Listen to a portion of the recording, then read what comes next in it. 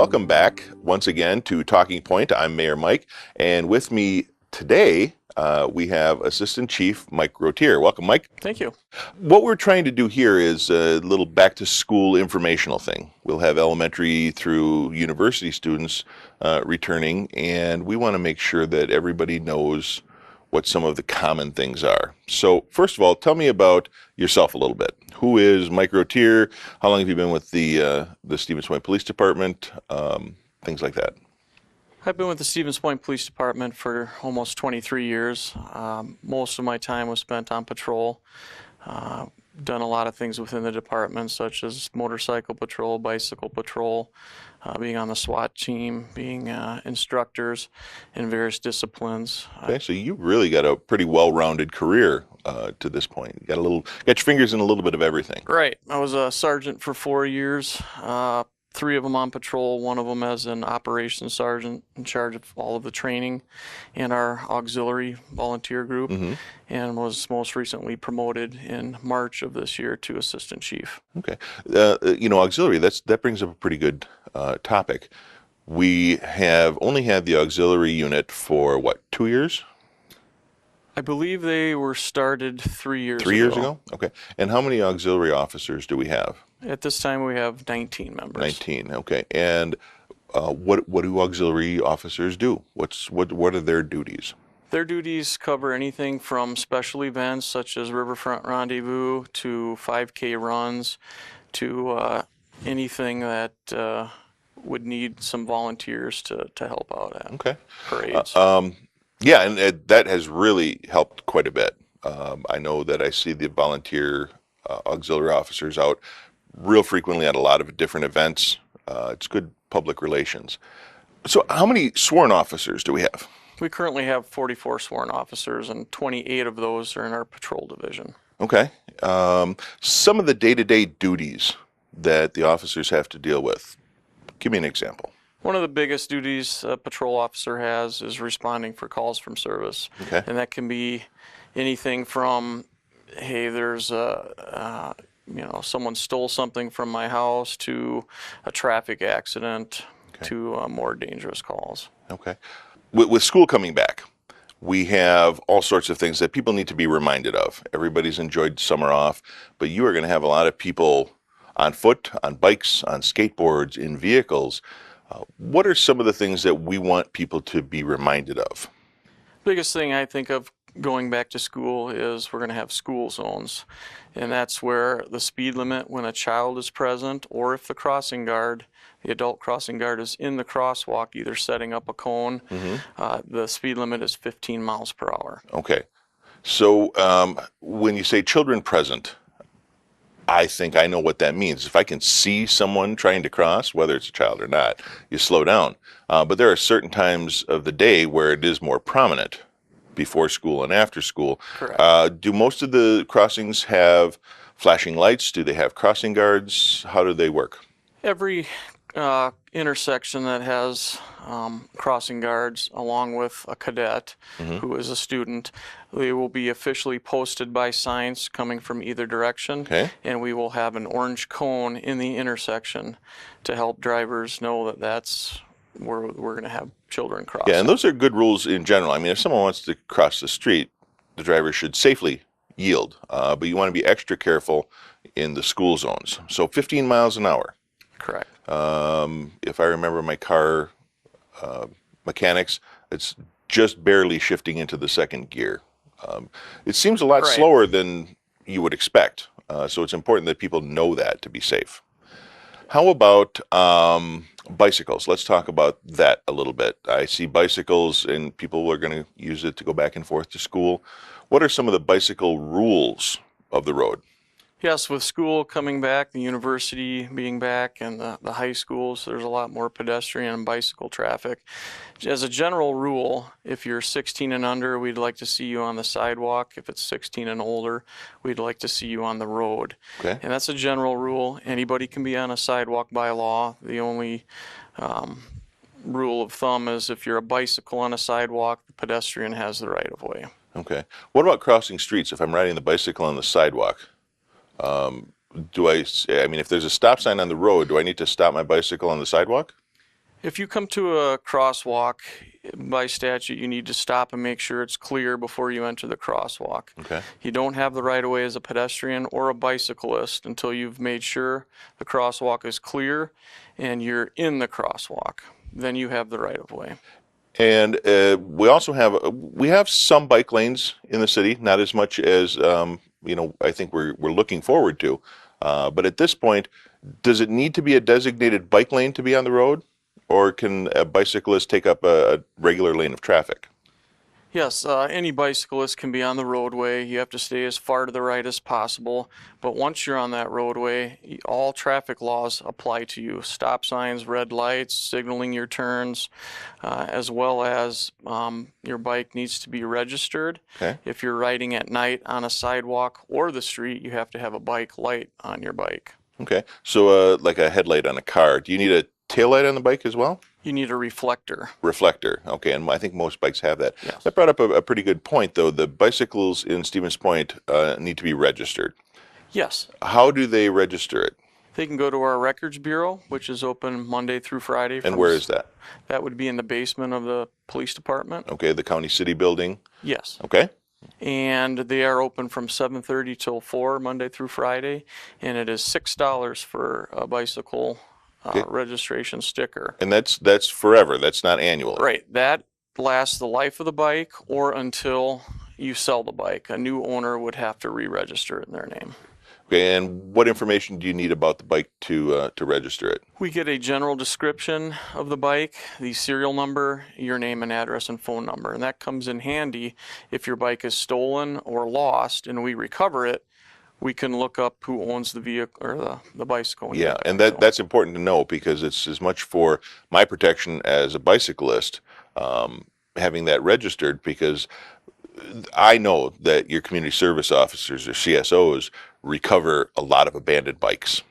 Approximately 50 to 100 a year. Yeah, and we store those for a certain amount of time, but we can't keep them forever. If there's a registration sticker on it and that bike is registered, we can contact the owner. Right. That helps a lot. So you can recover your bike as well. But if you don't have it registered yet and your bike gets stolen, what can I do? For sure, make a police report that it was stolen, and then we collect and store all the bikes that we find at our water tower off of Water Street. Okay. And at any time during business hours, you can call our records bureau or the dispatch center and ask to have an officer meet you there to show the bikes to see if we have your bike. Yeah, and you're not going to get in trouble because you didn't have your bike registered. You should have your bike registered, but if it's stolen and you didn't have it registered, just call, give us a description, and we can take you over there to see if we can recover your bike. The other cool thing that we do is the bikes that aren't claimed, and I think it's 60 or 90 days you traditionally keep those. I believe that's correct.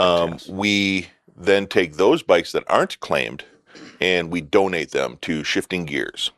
Do you know much about Shifting Gears? A little bit. Okay. So what it is they help people who need some work skills, and they teach them how to repair the bikes, and then they sell the bikes at a reduced rate so they can fund the program. So it's a kind of a rehabilitation type program.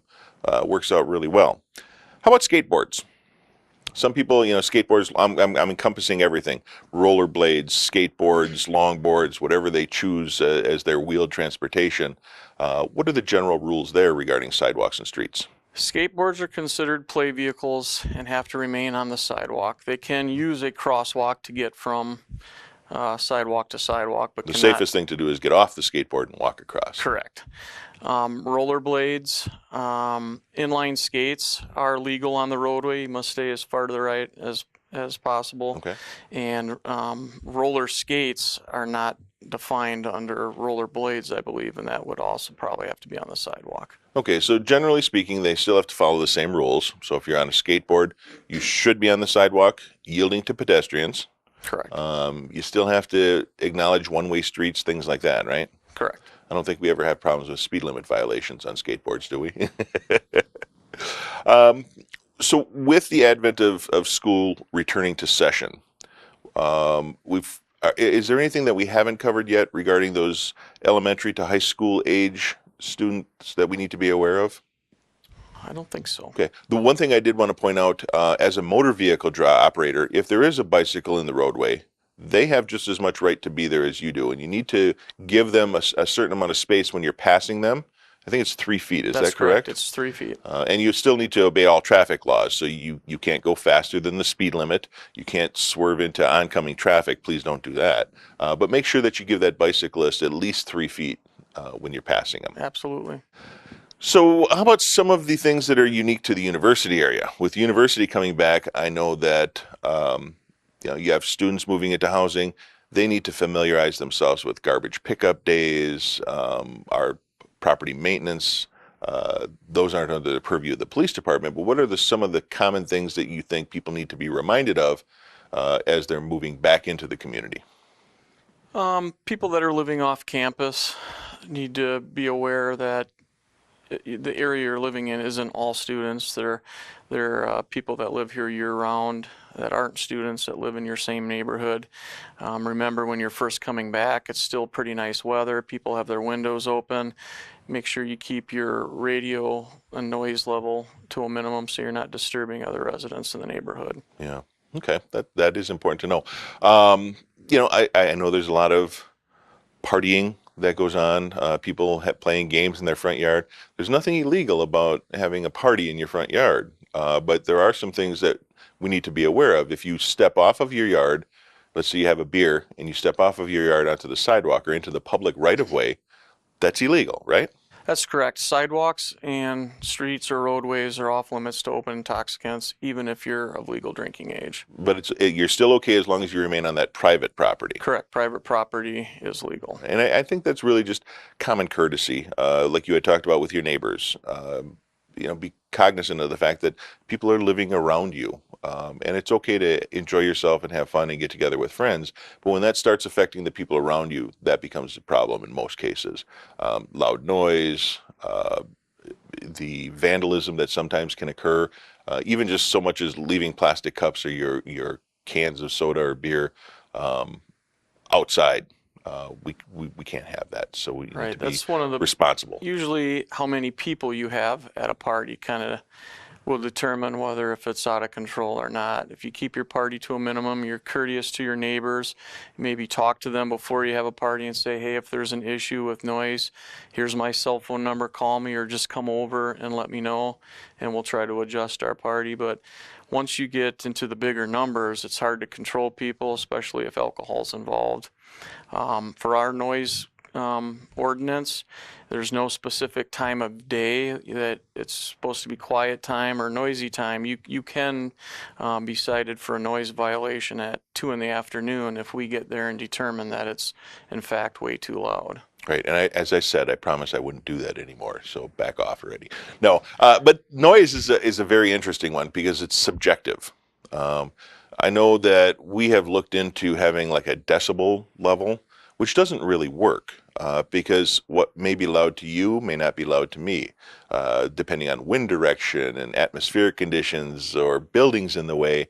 The noise level is really discretionary, and that's why our officers have the ability to determine whether something is being too loud. I know we're just going to ask you to turn it down or whatever it happens to be, keep it a little quieter if we see a problem. But I know that I've had, as an alderperson, I had people complain that such and such is too loud. Let's say Riverfront. Riverfront is too loud.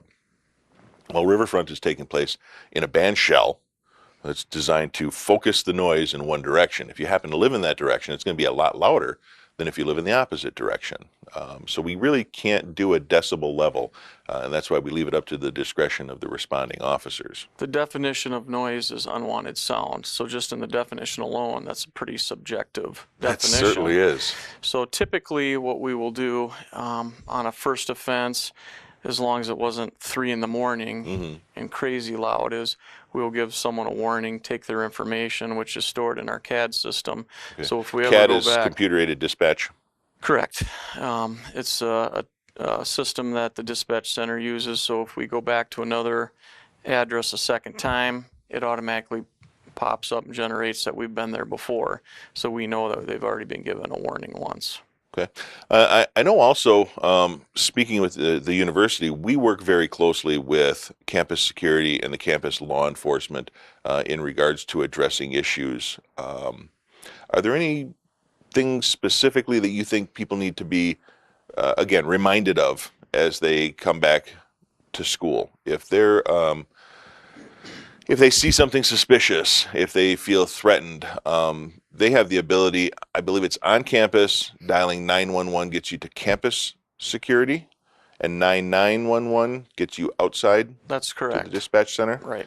Okay. The university has their own sworn police department. They can report anything to them, or they can report anything to us. They're within our jurisdiction, and we would respond as well. Okay. And correct me if I'm wrong, we have campus security and campus law enforcement. Those are two different groups. Is that still correct? Yes, there is a student security service which will do building checks and maybe help escort people walking late at night. And then there is a sworn police department. Well, and that's important to note too, because I know the university has some programs like that where they will give you an escort if you feel uncomfortable walking home from class or walking home from a friend's house or whatever it happens to be. You can contact people at the university for an escort to get you home. And I also know that there's periodically around campus there are like emergency call boxes where if you are out there, I think they're distinguished by a blue light. That's is that correct. They're strategically located around campus. If you push that button, it automatically will dial the UWSP dispatch center, and they can get their officers to respond to that location. Okay. Some of the other things that I think are important, and we recently came up with this, is a trifold brochure that talks about some of the common things that we think people need to know in regards to being, even if you just move into the city, not even if you're a student, you move into the city. When I was an alderperson, I would go around if I saw someone moving in, introduce myself, let them know when garbage pickup day is, let them know that, you're responsible for cutting your grass and shoveling your sidewalk after, if it snows, you have to shovel your sidewalk clear within 24 hours, unless you live on an area where there's no boulevard. That gives you a little more time. But some of the common things. So let's talk a little bit about the brochure that's available online at stevenspoint.com. It's available on our mobile app as well, or we have hard copies that we can hand out. Yes, it's labeled How to Be a Good Neighbor, and we do have officers at the beginning of the school year for the university. We'll be proactive when we see that there's parties going on and just stop by and let them know, hey, these are some of the most common violations and ordinances that you need to be aware of. And it does cover everything on how to be a good neighbor while having a party, to overnight parking, to, disorderly conduct, open intoxicants, littering, some of the common things that occur with a house party. Yeah, and we just need to have people be aware of that. So again, that's available either in hard copy, and I know we worked with the Student Government Association doing some training or education during their orientation period. Yep, and we also, throughout the year, we have Sergeant Cuso as our liaison to the university. Okay. And he will meet with that student government body when they're having their off-campus housing meetings. We'll go there and we'll go over this pamphlet with everyone that for the next school year wants to move off campus. We'll let them know these are some of the things you need to be aware of. And there's also a representative from some of the apartment complexes that rent to students that are there talking about leases. The Apartment Owners Association hands those out to some of their tenants too. It's actually a really good informational brochure. One other thing that I wanted to touch on, because you just mentioned it and popped back into my head, is the liaisons. So each junior high and high school have a police officer liaison, correct? Yes, we have 3 of them. Okay, so one at Ben Franklin, one at PJ Jacobs, and one at Spash. Yes. What are the general duties of those liaison officers? So they spend their day at school with the students. Correct. They're the eyes and ears for law enforcement. Obviously, if there's any law enforcement type of violation at one of the schools, that is the lead investigator. Okay.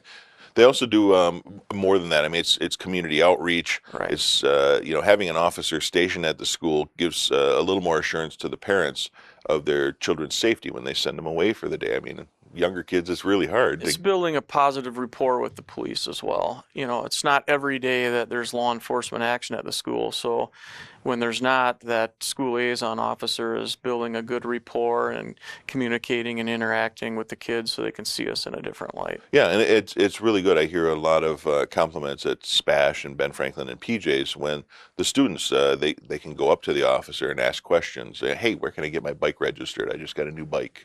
Those sorts of things.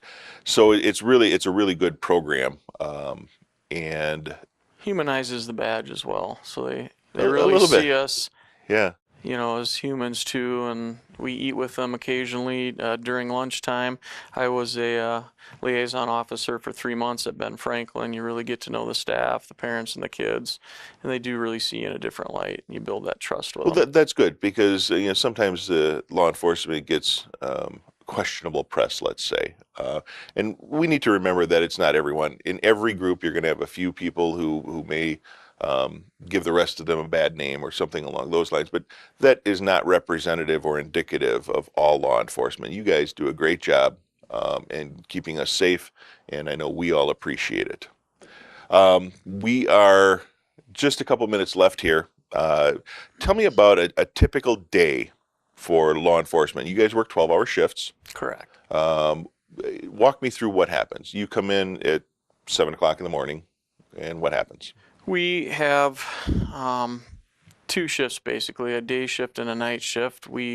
Our shifts start at 6 a.m. and go from 6 A to 6 P. Okay. Then the night shift would come in. It's a 4 on, 4 off rotation. You also have people coming in earlier, though. It Yep, isn't always there's an 6. hour There's off. an hour off Yep, shift. there's yes. 2 that will always be early just to make sure that the shift that's going off duty doesn't have to end up staying over and getting overtime if there's a call in between 5 and 6. Okay. So you come in. Yep. And then what happens? You get your equipment for the day. You'll have a briefing by your sergeant. They'll let us know if there's any Outstanding. issues in the city that need to be addressed for that day, given their assignments, and they're out on patrol. Okay. They're taking calls for service is the number one thing that we're doing. And then it goes to what you do in your free time, which is a lot of traffic enforcement, a lot of community contacts where we will stop in at businesses, we'll stop in at schools, being out of our car in the parks and having those positive In community downtown, contacts. I see people walk, they'll get out of their cars at Shopko, walk, do a loop around downtown, just making sure that everything is safe and people are doing what they're supposed to be doing, being responsible citizens. You also have reports to do. And a lot of times you'll see officers on their computer doing some of those reports in their vehicle.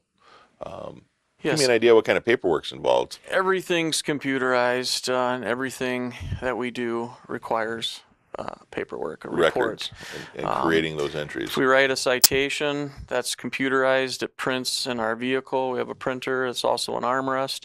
And then you have to do a narrative for that citation, which is all done right there on the computer. If you took a theft of bicycle complaint, you can do that right on your computer in your car. Okay. Or if that's not comfortable or you don't feel like you might be in a safe environment at night to do that, you can come back to the police department and do the report there. Oh, good. Good. Let's see. What else haven't we covered? I know you make a lot of appearances, especially during Riverfront, having officers not only patrol, but having the vehicles there, letting people see some of the things that you do. Actually, it might not be a bad time to talk about the Citizens Academy. I know that you're having another one start up very soon. I believe it's going to be in September. And it's September, and I think it's 9 weeks, a 9-week course every Tuesday with a couple of Saturdays in there. The Citizens Academy is really a collaborative effort between Stevens Point Police Department, Portage County Sheriff's Department, Portage County Emergency Management, our firefighter paramedics in the city, and Plover PD gets involved as well. And you take general citizens through and give them an idea of what each of your jobs do. How much do you know about that one? Can you talk A about little that bit, for a few yeah, minutes? yeah. I know a little bit about that. In fact, the sheriff's department, I just saw, I think on their Facebook page, they're accepting applications Yep. for the Citizens Going through Academy. right now. Basically, what that does is every week you're getting a up close and personal view of what a police officer actually does, and you get to experience and do those activities. You'll be at the range one day. They'll go over the use of taser, and I believe they ask for volunteers. I got tased. Yeah, pleasant, isn't it? Yeah, it's a lovely So experience.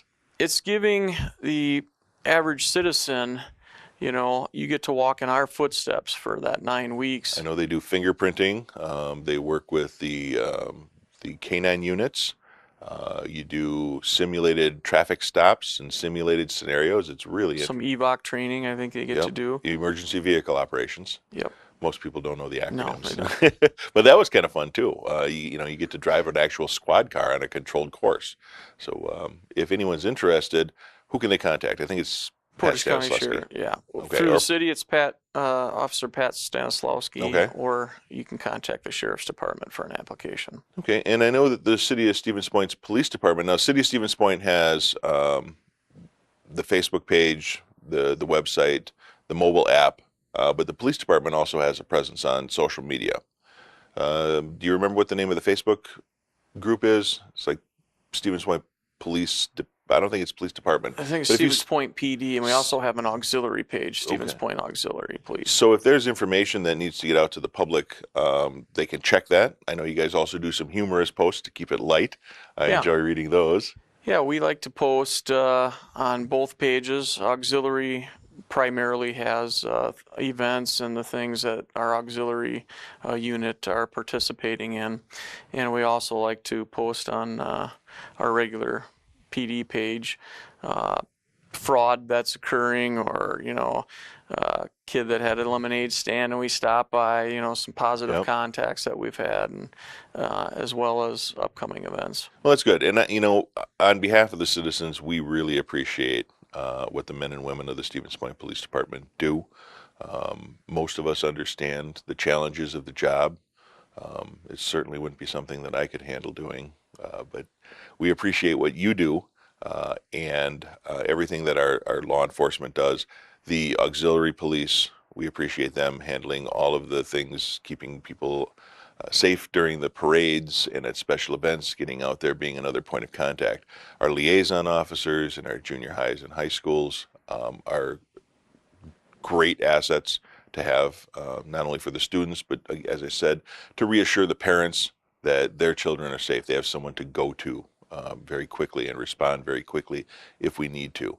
All of the officers out on patrol in their vehicles and our bike patrol, we appreciate absolutely everything you do, and I thank you for that. Thank you, Mayor. With that, I think we're just about ready to wrap up here. I want to thank Assistant Chief Mike Rottier for his time. If you have any questions, you can contact my office at 715-346-1570 or contact the police department through their non-emergency number 346 1500, 1500 or 1501, 346-1501. Or you can stop down in the basement of City Hall to our service window, get your bike registered, grab one of our pamphlets, something like that. So again, thank you, Assistant Chief Rottier. And until next time, we've been Talking Point. I'm Mayor Mike.